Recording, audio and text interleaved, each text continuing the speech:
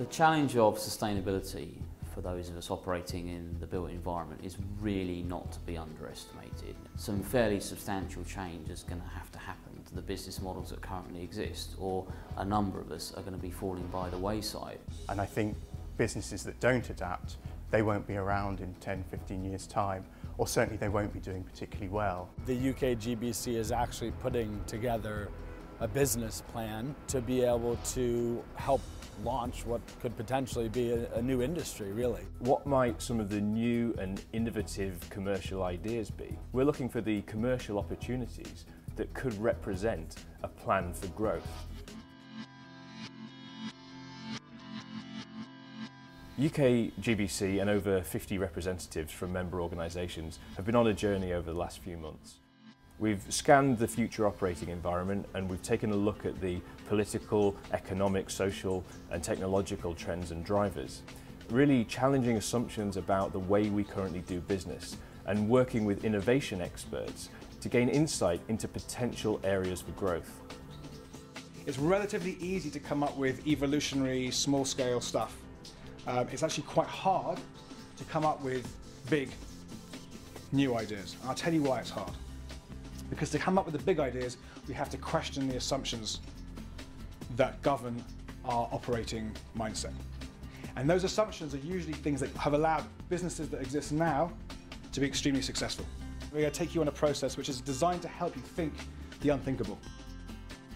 Actually, to just sit down and to brainstorm with a whole group of colleagues from across the industry, having discussions with clients and developers in a context that I wouldn't normally have, and just say, what is the potential, what could we be doing and how could we be doing it?